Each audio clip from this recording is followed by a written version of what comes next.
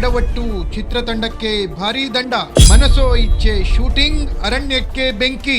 ರಿಷಬ್ ಶೆಟ್ಟಿ ತಂಡದ ವಿರುದ್ಧ ಗಂಭೀರ ಆರೋಪ ಕೇಳಿ ಬಂದಿದೆ. ಕಾಂತಾರ ತಂಡಕ್ಕೆ ವಿಧಿಸಿದ ದಂಡದ ಮೊತ್ತ ಎಷ್ಟು ಅಂತ ಕೇಳಿದ್ರೆ ನೀವು ಹೌಹಾರ್ತೀರಾ. ಜನವರಿ 2ರಿಂದ ಪ್ರೀಕ್ವೆಲ್ನ ಚಿತ್ರೀಕರಣ ಆರಂಭವಾಗಿತ್ತು. ಕಾಂತಾರ ಕರಾವಳಿ ದೈವಾರಾಧನೆಯನ್ನ ಇಡೀ ವಿಶ್ವಕ್ಕೆ ಸಾರಿದ್ದ ಸಿನಿಮಾ. ಇದೀಗ ಈ ಚಿತ್ರದ ಪ್ರೀಕ್ವೆಲ್ 2 ಚಿತ್ರೀಕರಣ ಭರದಿಂದ ಸಾಗ್ತಾ ಇದೆ.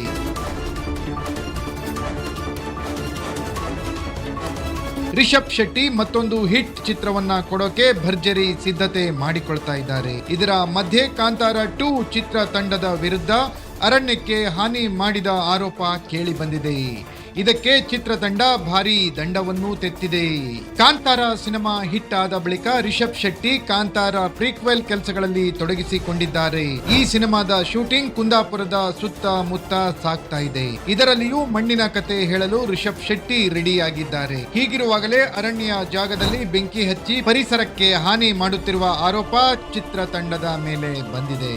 ಹಾಸನ ಜಿಲ್ಲೆ ಸಕಲೇಶಪುರ ತಾಲೂಕಿನ ಹೆರೂರು ಗ್ರಾಮದ ಅರಣ್ಯ ಪ್ರದೇಶದಲ್ಲಿ ಕಾಂತಾರ ಚಿತ್ರದ ಶೂಟಿಂಗ್ ನಡೆಸಲಾಗುತ್ತಿದೆ. ಜನವರಿ 2ರಿಂದ ಪ್ರೀಕ್ವೆಲ್ನ ಚಿತ್ರೀಕರಣ ಮಾಡಲಾಗುತ್ತಿದೆ. ಚಿತ್ರತಂಡ ಶೂಟಿಂಗ್ ಆಗಿ ಗೋಮಾಳ ಜಾಗಕ್ಕೆ ಪರವಾನಗಿ ಪಡೆದಿದೆ. ಅರಣ್ಯ ಜಾಗದಲ್ಲಿ ಬೆಂಕಿ ಹಚ್ಚಿ ಪರಿಸರಕ್ಕೆ ಹಾನಿ ಮಾಡುತ್ತಿರುವ ಆರೋಪವನ್ನ ಸ್ಥಳೀಯರು ಮಾಡಿದ್ದಾರೆ. ಚಿತ್ರತಂಡದ ನಡೆ ಬಗ್ಗೆ ಆಕ್ಷೇಪ ವ್ಯಕ್ತಪಡಿಸಿ ಕಿಡಿಕಾರಿದ್ದಾರೆ.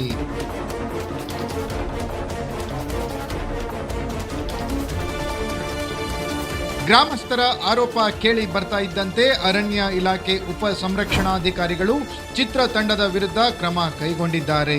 ರಿಷಬ್ ಶೆಟ್ಟಿ ಕಾಂತಾರ ಚಿತ್ರತಂಡ ಮಾಡಿರೋ ಎಡವಟ್ಟಿಗೆ ಅರಣ್ಯ ಇಲಾಖೆ ಬರೋಬ್ಬರಿ 50,000 ರೂಪಾಯಿ ದಂಡವನ್ನು ವಿಧಿಸಿದೆ. ಅರಣ್ಯ ಪ್ರದೇಶದಲ್ಲಿ ಬ್ಲಾಸ್ಟ್ ಮಾಡಲಾಗಿದೆ ಎಂಬ ಆರೋಪ ಕೇಳಿ ಬಂದಿತ್ತು. ಸ್ಥಳ ಪರಿಶೀಲನೆ ನಡೆಸಿರೋ ಅರಣ್ಯ ಅಧಿಕಾರಿಗಳಿಗೆ ಯಾವುದೇ ನಿಯಮ ಉಲ್ಲಂಘನೆ ಆಗಿಲ್ಲ ಎಂಬ ಮಾಹಿತಿ ನೀಡಿದ್ದಾರೆ. ಅನುಮತಿ ಪಡೆಯದೇ ಇರೋದಕ್ಕೆ ದಂಡ ವಿಧಿಸಿದ್ದಾರೆ. ಕರಾವಳಿ ಮಣ್ಣಿನ ಕಥೆ ಹೇಳಲು ರಿಷಬ್ ಶೆಟ್ಟಿ ರೆಡಿಯಾಗಿದ್ದಾರೆ. ಚಿತ್ರದ ಶೂಟಿಂಗ್ ಹಾಗೂ ಅದರ ಪೋಸ್ಟ್ ಪ್ರೊಡಕ್ಷನ್ ಕೆಲಸಗಳು ಕುಂದಾಪುರದಲ್ಲಿ ನಡೆಯುತ್ತಿವೆ. ನಮ್ಮ ಸಂಸ್ಕೃತಿ ಆಚರಣೆಗಳನ್ನ ಜನರಿಗೆ ತೋರಿಸೋದು ಓಕೆ. ಹಾಗಂತ ವನ್ಯ ಜೀವಿಗಳ ಉಸಿರು ಅರಣ್ಯ ಸಂಪತ್ತಿಗೆ ಹಾನಿ ಮಾಡೋದೇ ಆದ್ರೆ ಅದು ನಿಜಕ್ಕೂ ತಪ್ಪು. Bureau report, focus Karnataka.